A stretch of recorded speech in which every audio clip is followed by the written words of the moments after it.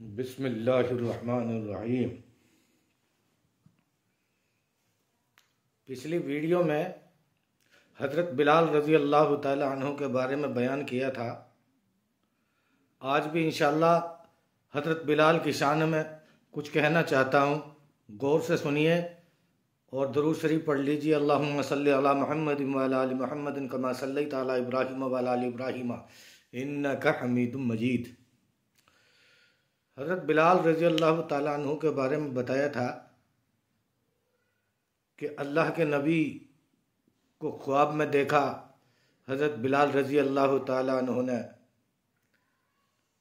मुल्क शाम में दमिश्क के अंदर हुज़ूर सल्लल्लाहु अलैहि वसल्लम को वफ़ात पाए 6 महीने हो गए थे, तो अल्लाह के नबी ख्वाब में बशारत देते हैं कि ए बिलाल, मेरे से क्या बेवफाई है, मुझे छोड़ करके चले गए, मदीना छोड़ करके चले गए। इसलिए बिलाल रज़ी अल्लाह ताला अन्हु जल्दी उठे और घोड़ा तेज दौड़ने वाला लिया और मदीना पहुंच गए और आके आखिरी अजान लगाई, कोशिश की, लेकिन अजान ना पढ़ सके। अशहदु अन्ना मुहम्मदुर रसूलुल्लाह पर बेहोश होकर ज़मीन पर गिर गए। इससे पहली वीडियो में मैंने बताया था कि सहाबाए किराम किस तरीके से उन्होंने अपनी, जब अजान पढ़ी गई, हज़रत बिलाल ने हुज़ूर सल्लल्लाहु अलैहि वसल्लम के ज़माने की जब अजान पढ़ी तो वो ज़मीन पर इतने आंसू गिरे कि खजूर की चटाइयाँ भीग गई।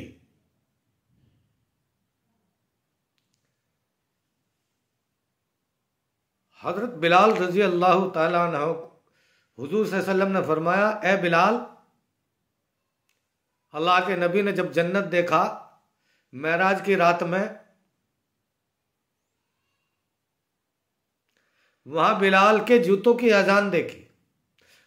हज़रत बिलाल रज़ी अल्लाह ताला अन्हु के जूतों की आवाज़ सुनाई दी। अल्लाह के नबी ने पूछा, ए बिलाल, तुम ऐसा कौन सा अमल करते हो जो जूतों समेत जिंदा होकर तुम्हारे को मुझे बशारत दी जा रही है कि तुम ऐसा कौन सा अमल करते हो जो जन्नत के अंदर जूतों के साथ में चलते हो? ऐसा कौन सा अमल है जो तुम जिंदगी में ही जन्नत के अंदर चल रहे हो और जूतों की आवाज आ रही है? मैंने सुनी है। हज़रत बिलाल रज़ी अल्लाह ताला अन्हु फरमाते हैं कि अल्लाह के पाक पैगंबर, और तो मैं कुछ नहीं करता, मैं इतना करता हूँ, नमाज सभी पढ़ते हैं, मैं भी पढ़ता हूँ, सारे काम जो सब करते हैं वो मैं करता हूँ, लेकिन बिलाल ने जितनी मार खाई है, आग के शोले नीचे दहका दिए गए और रात दिन मारा गया। उमैया इब्न खलफ रात दिन मारता है। मक्का की गलियों में लड़के गले में रस्सा डालकर हज़रत बिलाल रज़ी अल्लाह ताला अन्हु को लेके चलते हैं और घसीटते फिरते हैं। ये एक्स्ट्रा अलग मार खाई है, अलग तरीके की, आग में भी भुना गया और परेशान भी किया गया। हज़रत बिलाल इतने काले हैं कि कोयला भी फीका पड़ जाए, इतने काले। अल्लाह ताला को शकल सूरत प्यारी नहीं लगती, शकल सूरत ये सब अल्लाह की बनाई हुई है। अल्लाह को वो चीज पसंद नहीं है, अल्लाह को तंदुरुस्ती या बॉडी, ये चीजें पसंद नहीं है। अल्लाह को दिल पसंद है, अंदर की सीरत पसंद है। दिल खूबसूरत होना चाहिए, सूरत खूबसूरत होने से कोई मतलब नहीं होता। हज़रत बिलाल के मोटे मोटे होंठ, काली सा चेहरा, काला कलर, लेकिन हज़रत बिलाल रज़ी अल्लाह ताला अन्हु की अजान अर्श वालों को पसंद थी, अल्लाह पाक को पसंद थी। कई लोगों को नीचे पसंद नहीं थी, लेकिन अल्लाह उस काली शकल से, उस तोतली जुबान से और हज़रत बिलाल की अजान से बहुत ज्यादा प्यार कर रहे थे। ये तो अल्लाह का मामला है, अल्लाह किससे राजी हो जाए।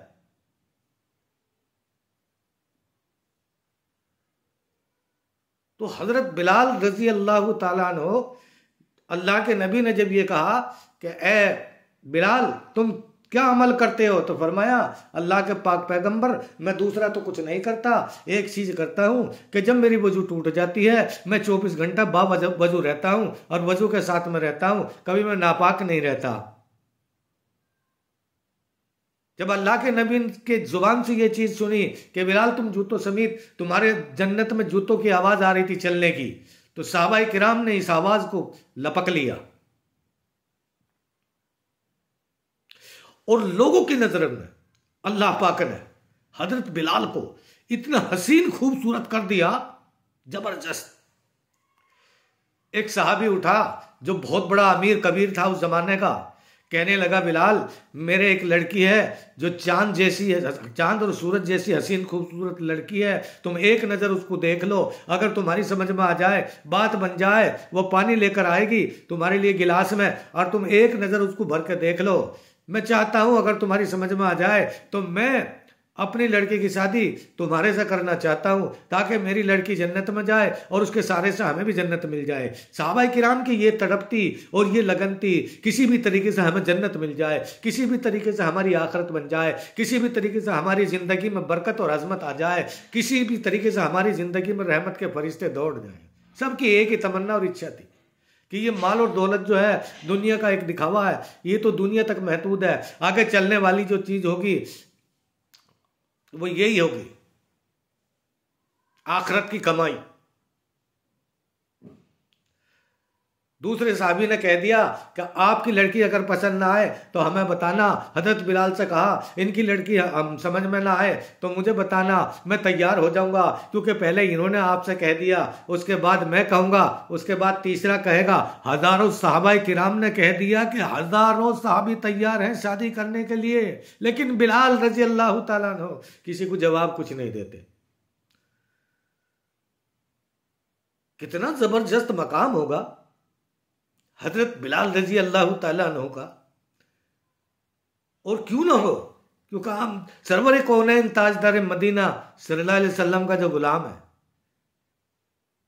इसलिए उनका मकाम बहुत ऊंचा है, बड़ा जबरदस्त है।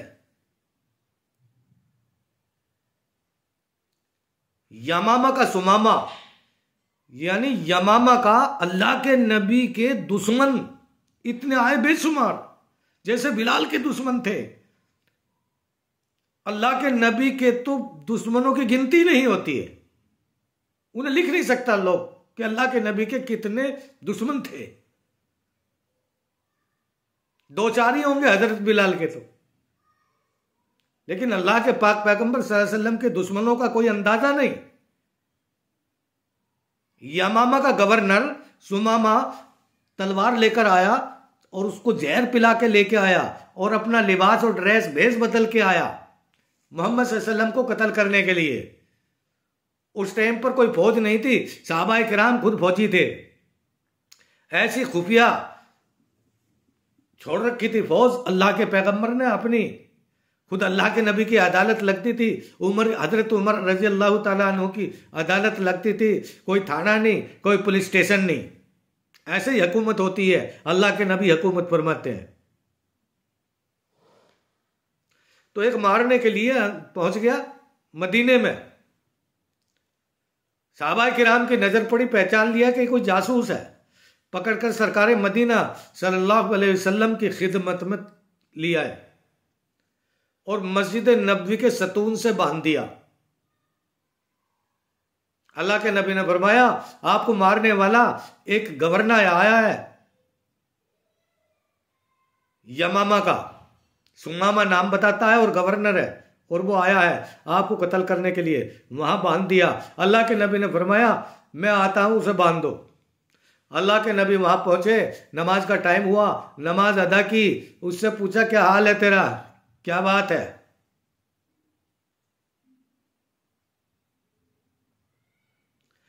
कि एक कैदी का क्या हाल हुआ करता है, मैं बंधा हुआ हूं और इकरार कर लिया कि हाँ आपको मारने के लिए आया था, लेकिन मुझे बांध दिया गया है, छोड़ के चले गए। अगला दिन हुआ, फिर पूछा अल्लाह के नबी ने, तुम्हारा क्या हाल है, क्या करना चाहिए तुम्हारे साथ में? कि मैं आपका मुजरिम हूं, कायदा तो यही है, मुझे कत्ल करना चाहिए। कायदा तो यही है, मुझे पता चल गया आप मुझे कत्ल करेंगे। तो पूछा, अल्लाह के नबी की तरफ मुंह नहीं करता, मुंह को फेर लेता है, अल्लाह की तरफ से नजर से नजर नहीं मिलाता। अल्लाह के नबी ने कहा, मेरी तरफ देख, क्यों नहीं देखता कि तेरी सूरत बदसूरत है, तेरी सूरत दुनिया की सबसे गंदी सूरत है, नाउजुबिल्लाह। इस तरीके से वो कह रहा था कि मैंने यमन का बादशाह देखा, तेरे से अच्छा है, मैंने ईरान का बादशाह देखा, तेरे से अच्छा है, मैंने तुरान का या तुर्किस्तान का बादशाह देखा, सब तेरे से अच्छे हैं, और मैंने मिस्र का बादशाह देखा, इराक का देखा, सब तेरे से अच्छे हैं। अल्लाह के नबी चले गए। वक्त तीसरा दिन हुआ। अल्लाह के नबी ने फिर पूछा, तेरा क्या होना चाहिए कि कत्ल कर दो? कि मैं तुझे कत्ल नहीं करूंगा, मैंने तेरे छोड़ने का प्लान बना लिया है, अब मेरी तरफ देख ले, कि मैं तेरी तरफ नहीं देखूंगा। कि मदीना शहर देख, ये मदीना शहर है, कि मदीना शहर गंदा है, इससे ईरान भी अच्छा, मिस्र का शहर भी अच्छे, इस मदीने से दुनिया के हर शहर अच्छे हैं, ये तो बेकार शहर है। ये कहता रहा। अल्लाह के नबी पाक पैगंबर सल्लल्लाहु अलैहि वसल्लम के बारे में वो जानता था कि अल्लाह के नबी किसी को कत्ल नहीं करवाते, अल्लाह के नबी रहम दिल हैं और अखलाक से पेश आते हैं। जब तक ये इल्म नहीं था, अगर ये इल्म होता तो वो कलमा पढ़ लेता। ये इल्म नहीं था, बल्कि ये इल्म था कि ये कोई जादूगर है, ये गलत साजिश फैला रहा दुनिया के अंदर, ये गलत बातें पैदा कर रहा है, ये गलत मैसेज दे रहा है। इस तरीके से उसके दिमाग में ये बात थी, अल्लाह के नबी के खिलाफ उसके दिल में ऐसी नफरत भर दी थी और भर चुकी थी कि अकेला ही अल्लाह के नबी को तलवार से कत्ल करने के लिए पहुंचा था। अल्लाह के नबी ने फरमाया कि मैं तुझे आज़ाद कर दूंगा, मैंने ये सोच लिया, लेकिन तू मेरी तरफ एक तरफ देख ले। उसने कहा, नहीं, मैं तेरी तरफ नहीं देखूंगा, मुझे कत्ल होना मंजूर है, और अगर आप छोड़ दोगे, कि अगर मैं तुझे छोड़ दूंगा तो क्या आपका शुक्रिया होगा, मैं अपने बाल बच्चे पाल लूंगा, आपका एहसान होगा, लेकिन मैं आपकी तरफ देखूंगा नहीं, आपकी किसी बात को मानने के लिए मैं तैयार नहीं। जब बदसूरत बताया गया अल्लाह के नबी को, उसने फरमाया तो अल्लाह के हजरत उमर रजी अल्लाह तआला अन्हु ने फटाफट तलवार निकाली और मारने के लिए तैयार हो गए। अल्लाह के नबी ने फरमाया, उमर तुम तलवार बहुत जल्दी निकालते हो, तलवार निकालने में देरी किया करो, एकदम तलवार मत निकालो।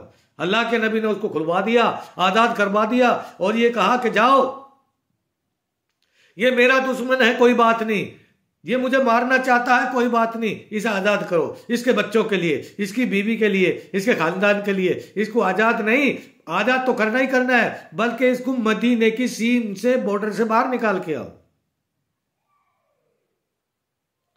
और अल्लाह के नबी मस्जिद के सतून से खोलकर जब उसको ले चलते हैं ना, तो गेट से बाहर तक छोड़ने के लिए तशरीफ लाए, तो वो मुड़ के एकदम जब चेहरा देखा, चलते चलते उसने मस्जिद नबी से जब बाहर निकला सुमामा, तो उसने मुंह फेर कर देखा, अल्लाह के नबी के चेहरे की तरफ को देखा, और फिर आगे चलता रहा। 1 किलोमीटर चले गए। सहाबाए किराम हजरत उमर फारूक आजम रजी अल्लाह तआला अन्हु उसको लेकर 1 किलोमीटर चले गए, मदीना से बाहर निकल गए। जंगल में एक कुआं नजर आया, उस पर वो नहाने लगे। हजरत उमर फारूक आजम वो भी नहा लिया, और नहाने के बाद उसके दिमाग की, दिल की दुनिया बदल गई, क्योंकि अल्लाह के नबी को चंद मिनट पहले देखा था, कुछ देर पहले अल्लाह के नबी के चेहरे का दीदार किया था, इसलिए अल्लाह ने ये मौजिज़ा रखा था। सरकार दो आलम सल्लल्लाहु अलैहि वसल्लम के जो चेहरा देख लेगा, अल्लाह के हुक्म से वो इस्लाम को कबूल कर लेगा।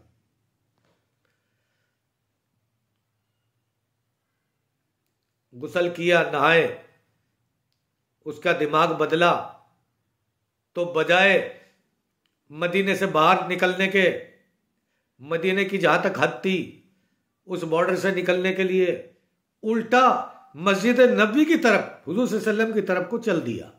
और चलता नहीं, फिर दौड़ लगा दी। सहाबाए किराम भी पीछे दौड़ रहे हैं।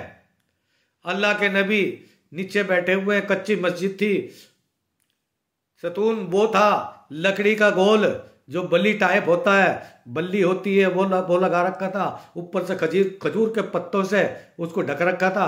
कोई लैंटर वगैरह तो था नहीं, कच्ची थी। अब कच्ची मट्टी के ऊपर अल्लाह के नबी बैठे हैं, कुछ सहाबाए किराम बैठे हैं, उनको कुछ बता रहे हैं, और पीछे से वो आता है। ए मोहम्मद, ए मोहम्मद बिन अब्दुल्ला। अल्लाह के नबी ने पीछे मुड़ के देखा और पूछा, क्या बात है? मेरे आदमी ने तुझे कोई परेशान किया? उन्होंने सताया है क्या? वो तुझे छोड़ने के लिए नहीं गए? क्या बात है, क्यों उल्टा आ गया?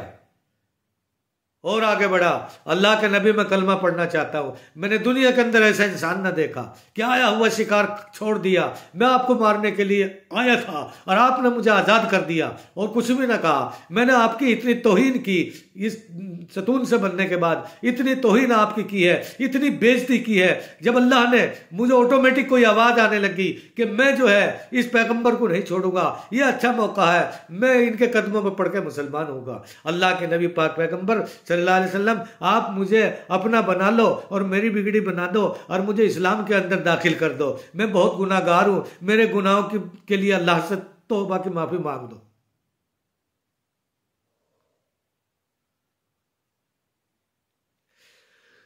अल्लाह के नबी के लिए बिलाल को तकलीफ हुई।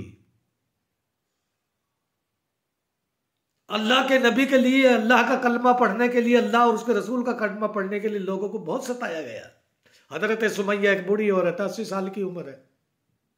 अबू जहल ने खंबे से बांध दी बीच चुराए। कलमा क्यों पढ़ती है? हम तुझे बहुत दौलत देंगे। क्यों मुसलमान बन गई है तू? हम तुझे बहुत माल दौलत देंगे, इस कलमे को छोड़ दे, मोहम्मद की गुलामी छोड़ दे, कुरान पढ़ना छोड़ दे, इस्लाम को छोड़ दे, वापस तू हमारे मजहब में आ जा। हजरत सुमैया बूढ़ी औरत है, कमजोर है, 80 साल की उम्र है। कहने लगी, मेरी रग रग में बस चुका है, मैं दुनिया तो छोड़ सकती हूँ, तुम्हें तो छोड़ दिया मैंने, दुनिया भी छोड़ दूंगी, लेकिन कलमा तैयबा और ला इलाहा इल्लल्लाह और मुहम्मदुर रसूलुल्लाह सल्लल्लाहु अलैहि वसल्लम मैंने बुलंद कर लिया है। मैंने काली कमली वाले की गुलामी इख्तियार कर ली है, मैं इस्लाम के अंदर दाखिल हो चुकी है। तुम मार मार के मेरा कीमा तो बना दोगे, मेरी चटनी तो बना दोगे, लेकिन मेरे सीने से ला इलाहा इल्लल्लाह और मुहम्मदुर रसूलुल्लाह निकाल करके दिखाओ। एक ऊंट इधर खड़ा कर दिया चौराहे पे, एक ऊंट इधर खड़ा कर दिया और उसके गले में एक रस्सा इधर डाल दिया और एक इधर से डाल दिया।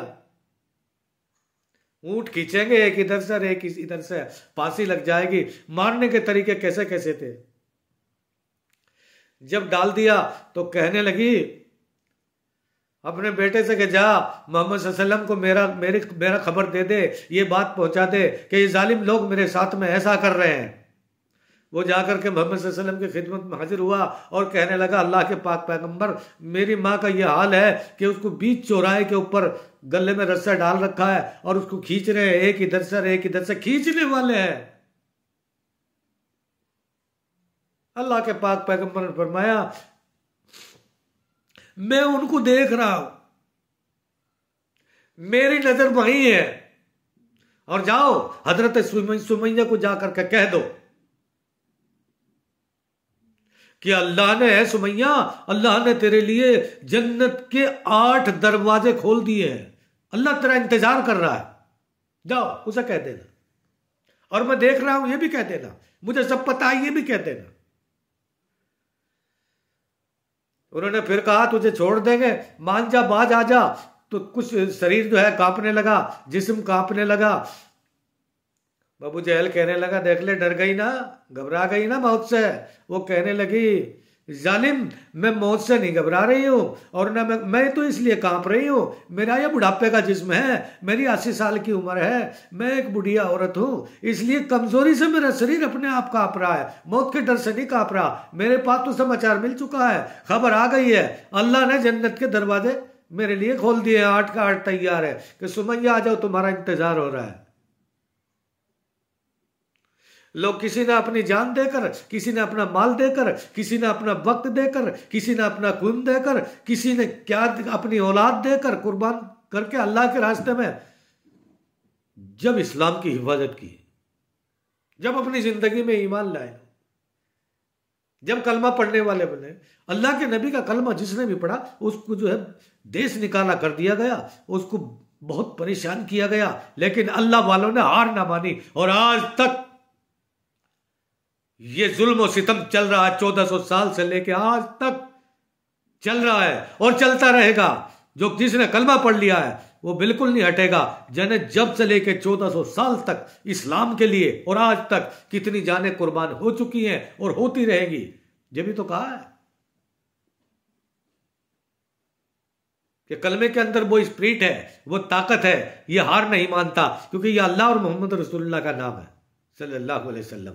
अल्लाह मुझे और आपको अमल करने की तौफीक अता फरमाए।